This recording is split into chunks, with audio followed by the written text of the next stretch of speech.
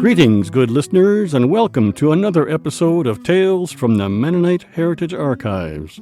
I'm your host, Dan Dyck. As a young woman, Anna Thiessen wanted to be a missionary in India. Instead, she ended up in Winnipeg.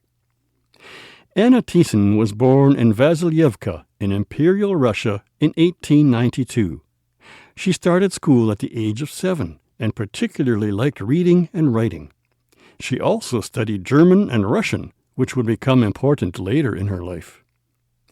In Sunday school, she was led to believe that missionaries were badly needed in India. So Anna dreamed about adventuring to Asia to do mission work. She told her mother that someday she would be a missionary in India. Her mother replied, "It is too hot there, and you are not strong enough." Indeed, life had other plans for Anna. One morning in the fall of 1902, their hired man shouted, "3 of your best horses are gone!" Mennonites were known for having high-quality animals, and horse thefts were becoming more and more frequent. Anna's father raced to the barn. The empty stalls confirmed the theft. Her father returned to the house and declared, "Now we are moving to Canada."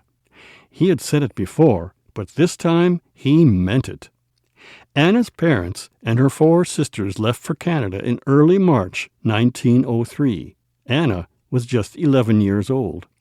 The family arrived at St. John's, Newfoundland after a long journey and boarded a train to Winkler, Manitoba, where they lived for 3 years.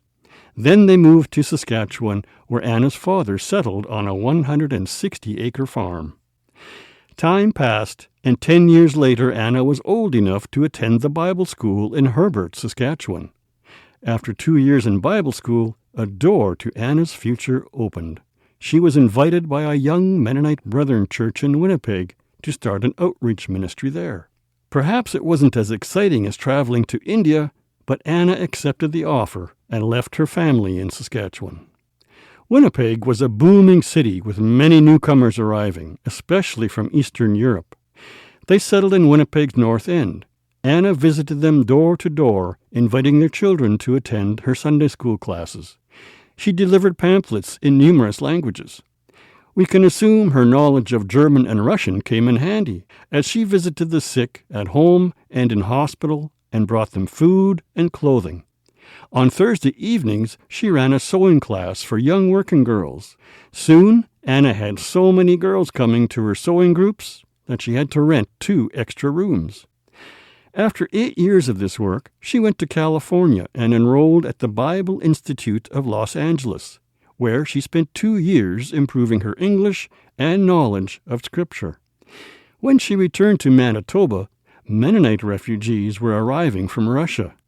They were escaping the harsh new Soviet regime that had conquered the monarchy during the revolution in the former Imperial Russia.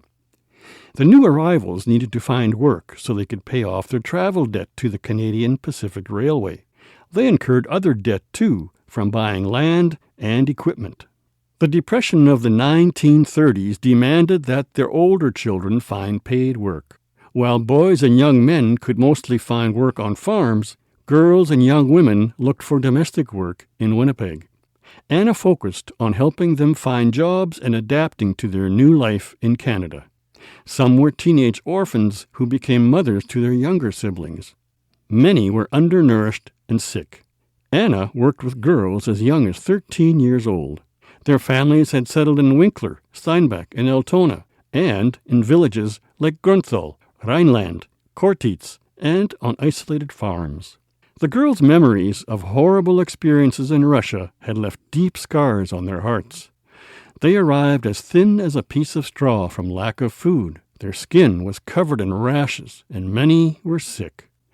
Some were traumatized from seeing family members killed by anarchists during the revolution, and then traumatized again when the new governing Soviets took away their fathers and brothers, never to be seen again.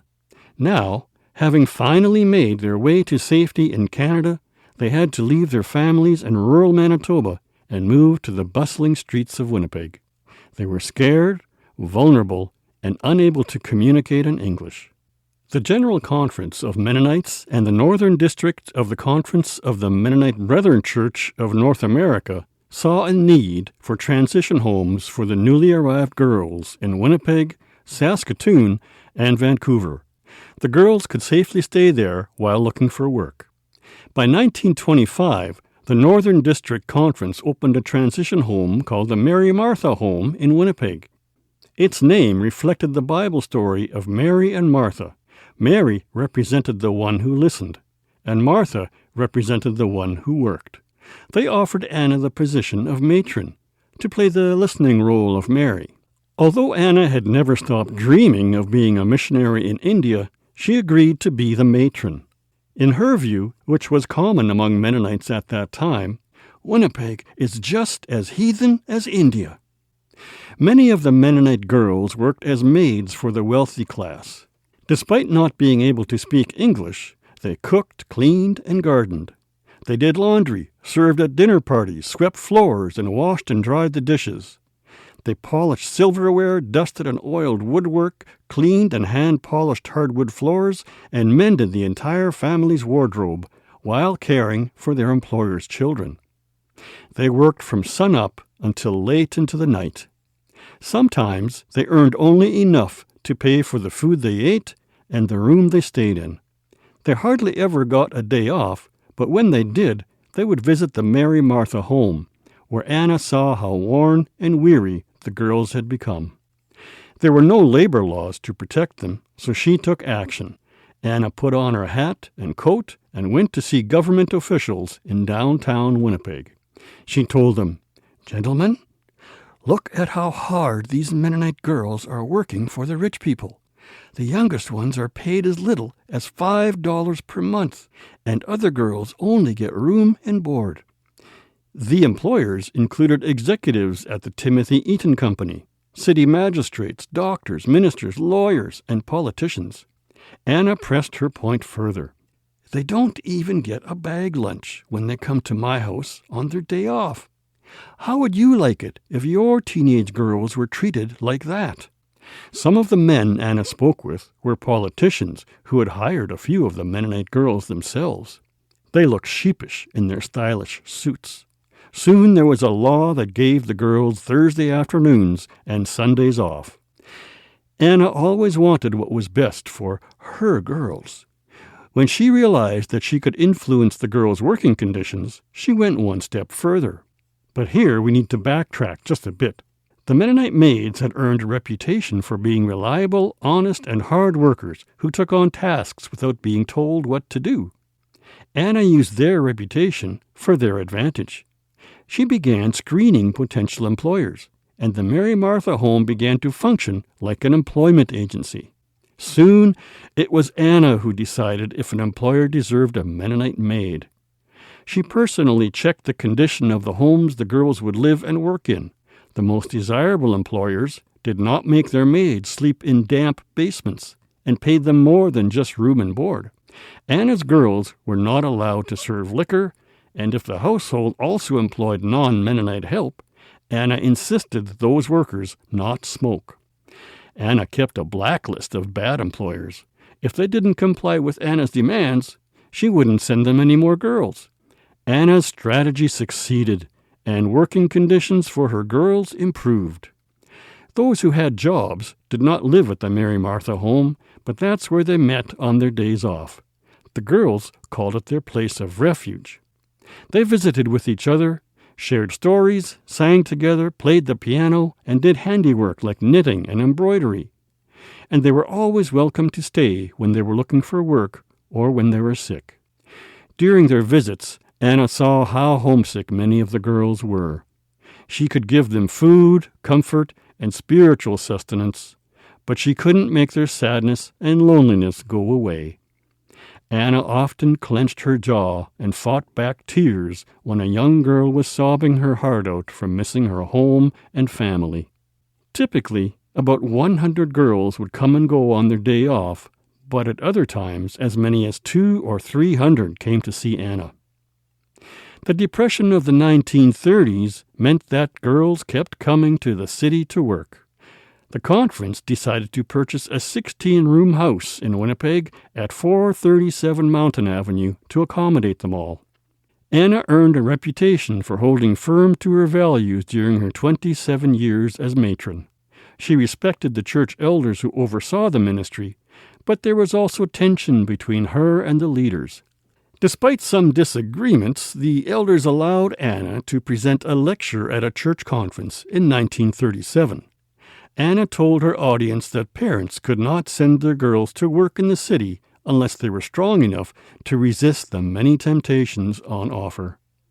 Anna ran a tight ship for her girls, who stayed or visited the Mary Martha home. She objected to rowdy behavior and preferred a quiet environment. Anna also applied a strict dress code. Young women were not allowed to wear makeup or jewelry.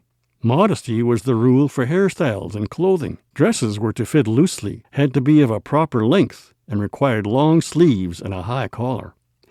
Anna was aware of differing views among Mennonites about dancing. Some allowed it, while others frowned on it. She worried that dancing could lead to certain intimacies, so her girls were not allowed to dance. Anna feared what could result from visits between sweethearts, so no men were allowed to court her girls at the home, even if they were engaged. Even the visiting minister had to make prior arrangements to stop by. Moreover, the girls were not to mix with English people, by which Anna meant anyone who was not Mennonite. Some people thought she was too serious and severe, which Anna attributed to her preference for dark clothing and wearing her hair in a bun. Anna's family sometimes teased her. They said she would have made a good nun and called her Sister Anna. She did not appreciate such teasing. Anna's concern for the well-being of her girls was not her only worry. She also had to make financial ends meet. She raised funds and pinched pennies, but also trusted that everything would be all right because, after all, God kept sending her the girls. For Anna, a missionary heart meant protecting her girls from the perceived evils of the world. To help them keep their Mennonite values and principles strong, she required visiting ministers to bring inspirational Bible studies. Although Anna's rigid rules seemed harsh at times, she loved the young women and girls like a mother. By the time she was 59 years old, the girls' families were earning a more stable income. Most of the girls returned to their farms and villages, where they married and started their own families. Eventually, the Mary Martha home was no longer needed. By the time it closed in 1959, over 2,000 women had passed through its doors. Many years later, gray-haired women who had been Anna's girls remembered how the home had been their one place of solace during the long and lonely months away from their families. Anna Thiessen died on April 1, 1977.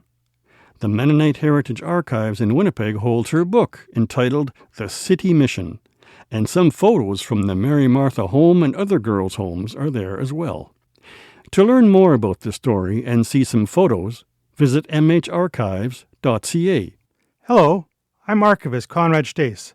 The Mennonite Heritage Archives is a community-supported memory center that relies on donations from community members like you.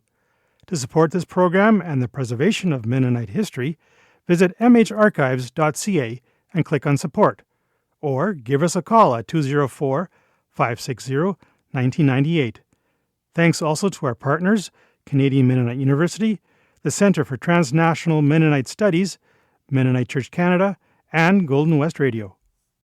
As always, we welcome your comments and questions via email at info@mharchives.ca.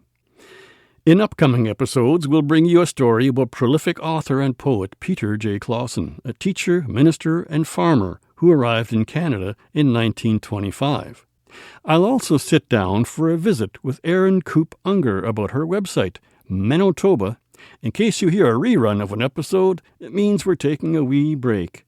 Maybe we'll fix those old broken windows in the barn. Today's episode about Anna Thiessen was researched and written by Eleanor Chornaboy. I'm your host, Dan Dyck. Tales from the Mennonite Heritage Archives will be back next week with more stories about people, places, and events from Mennonite history. Thanks for listening.